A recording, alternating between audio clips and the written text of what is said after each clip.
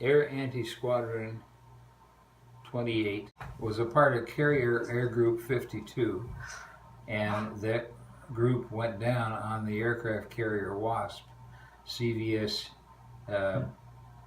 17, I believe, down to Cuba in 1962, when there was a Cuban blockade originating in that area to prevent missiles, Russian missiles, from being transported from Russia by ship to Cuba to be set up in possible defense or possible aggravation towards the United States.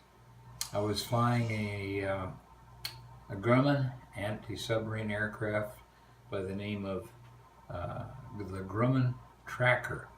Our versions of that tracker was the S2F at that time, and it progressed to the S2D and the S2E by the time I left the squadron 4 years later in 1964.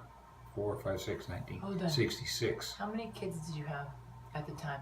I don't know how many kids we had then, to tell you the truth. Anybody born after 66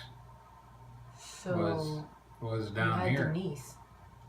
I had She was all the way through 64. Joe. Ah. By 1966, we've had two, three, four, Margaret. 5. We might have had Margaret. In fact, I think we did have Margaret. But the Navy group that was on board the aircraft carrier Wasp, they were sent out to ply the air and the waters around Cuba to prevent these carriers, these cargo ships, from delivering the Russian missiles to Cuba as was intended by the Russian government. Mm-hmm. And we had to fly pretty low over the fantails, that is the rear ends of the cargo vessels, in order to get the name of the cargo vessel on a piece of paper, because it was the Cyrillic or Russian alphabet that we had to deal with, and we had to take a study of the alphabet in order to recognize the characters of the ships down there. But our aircraft carrier, we were based at Quonset Point, Rhode Island, the Air Squadron. Wow. But the ship, the USS Wasp, was based in Boston, tied up at the pier in Boston. So as such, we flew from Quonset Point on board the Wasp after it had left Boston out into the Atlantic Ocean. Okay. And the Wasp was originally a straight deck carrier, and it had an occasion to collide with the USS Hobson and almost slice the Hobson in half. I don't know whether the destroyer Hobson was sunk by this collision or not. I don't know. I'll have to look that up. But subsequently, the ship had to have a new carrier deck on top made and a new bow made, because hitting a destroyer kind of dinged the bow and made it more needful to have a canted carrier, which is landing not on the center line of the ship, but on an angled center line that was at about 13 degrees to the left from the bow of the ship, which became a challenge. But naval aviators can take that challenge, and I made over 100 landings on that ship. How many nighttime landings?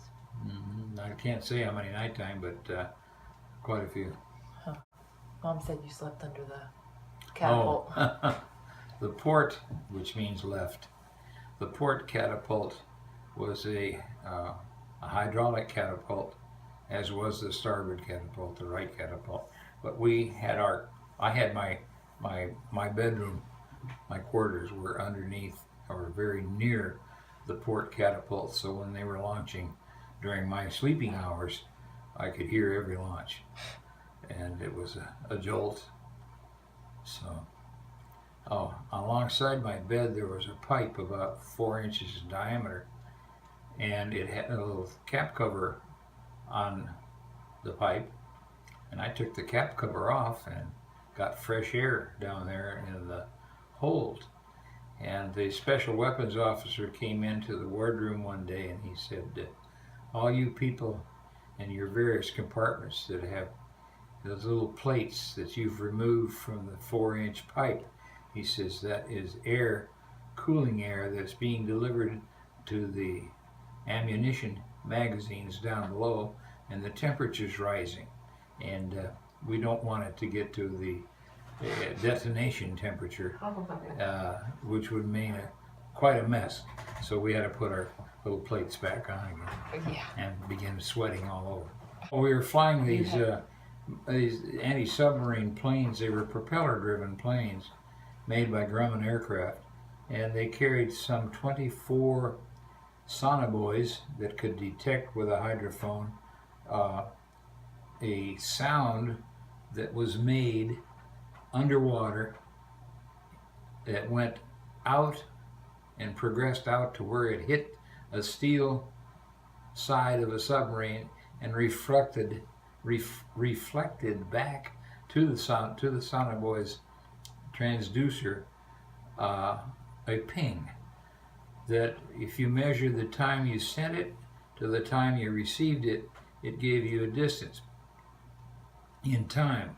And we knew how fast sound travels in water, which is somewhere in the neighborhood of, I think, 16,000 feet a second. And so we could have a circle of probability where the submarine was, and laying another sonobuoy out and a third sonobuoy out, we could triangulate and get the movement of the submarine. And then we could start a search to find out which direction the submarine was going, and with a long probe out the back end of the plane, which was called a magnetic anomaly detector, we could detect the change in the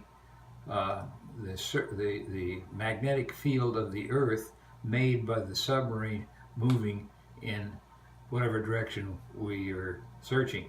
We'd find out the submarine's direction, its speed, and knowing the depth at which we made the sound, the initial sound, to send out the sound to ping off the hull, we knew how deep it was.